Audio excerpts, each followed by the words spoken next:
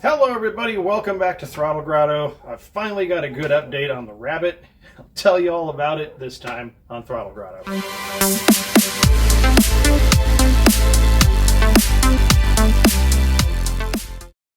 Alright everybody, welcome back. The shop is an absolute disaster. My neighbor's dogs have been barking for like 4 or 5 hours.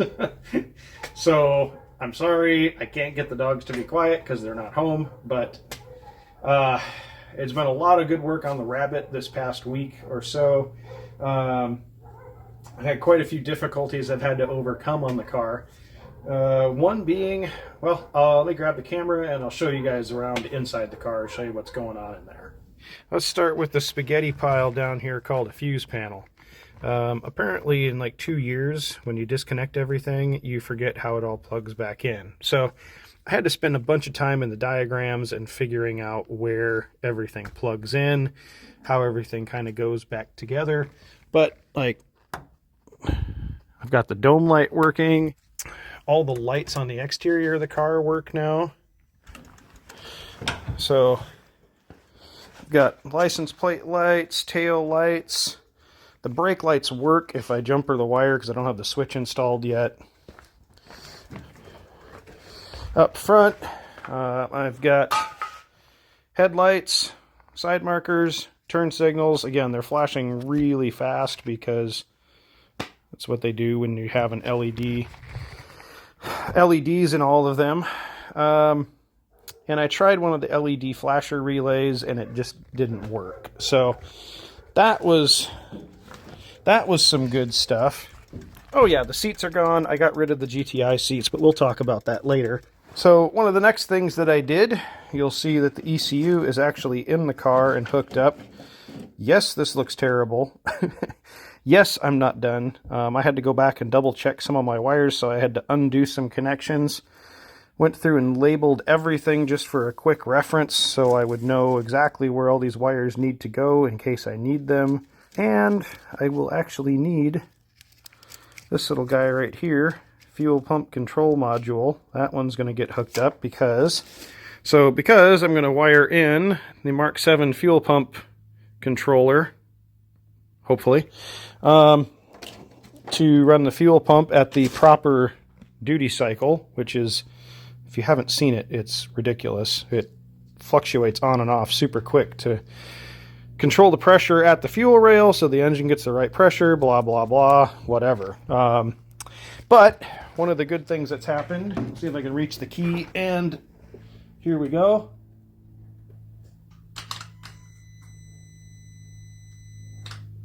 So you can hear the throttle body is doing all of the things that it's supposed to.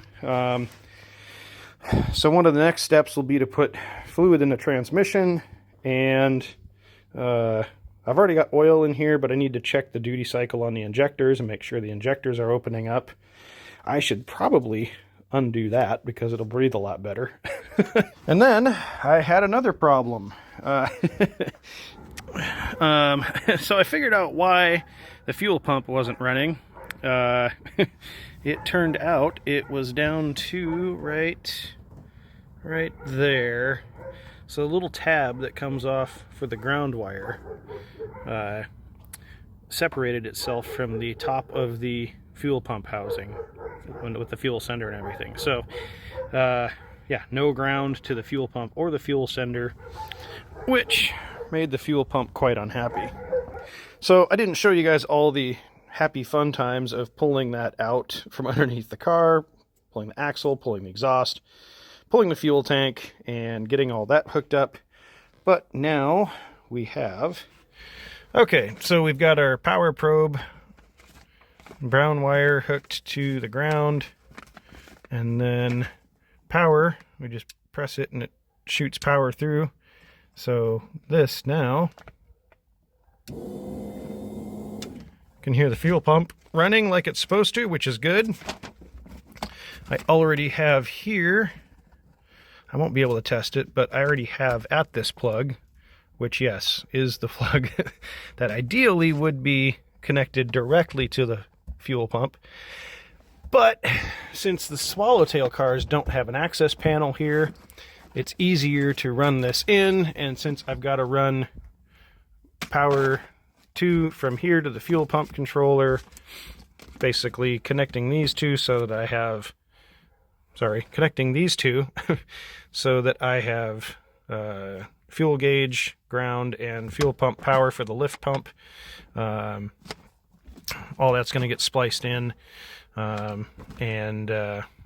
If I still need to hook up a Bosch 044, I have this wire here that I can run, and it's got power to it as well. I can run out through the hole over there and mount a 044. So we're going to try it with the AirTex that's actually in there. The AirTex is rated for 55 PSI. So hopefully that delivers all the fuel we need, and I don't need to run any extra fuel pumps outside of the fuel tank.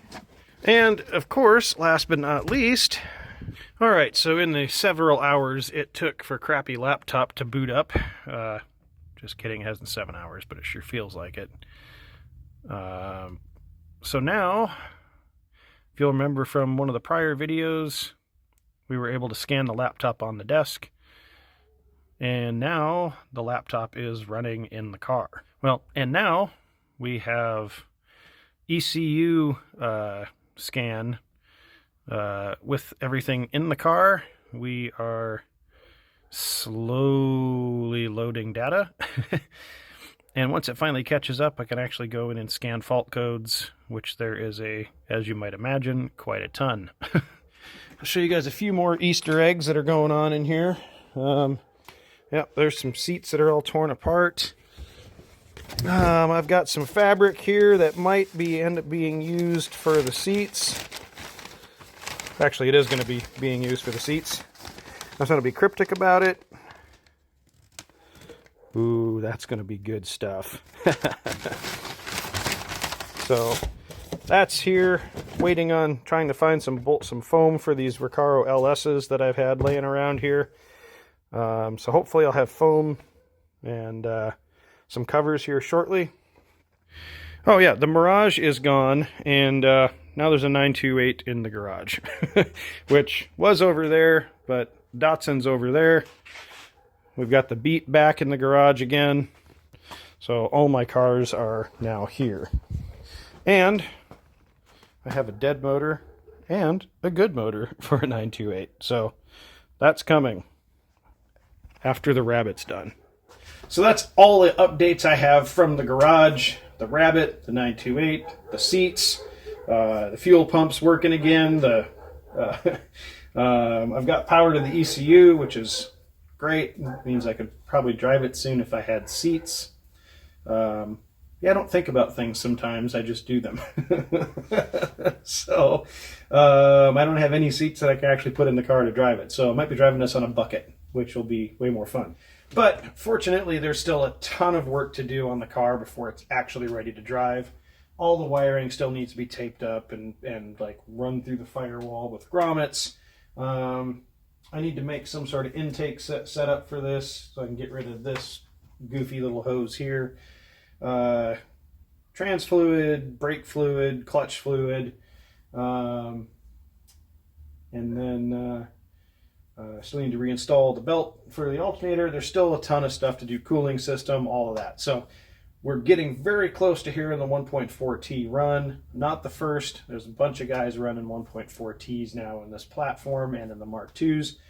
But I'll be the first one in my garage to have it done. So that's pretty awesome. So I haven't made a video in a while. I know, I'm sorry. There will be a Mirage video coming where we take the car out for a drive, and once the exhaust is done, and there's a few little shakedown things we got to finish up on the car, but it actually drove out here under its own power and all the way back to the owner's house. So that was pretty good. That was a good feeling. But it's a good feeling to be a lot closer on the Rabbit than I was a couple weeks ago, and having some time to actually focus on it now. So hopefully, fingers crossed, this is the summer that this car will actually go down the road under its own power. But I'm out of time for today. So until next time, get out there and work on something.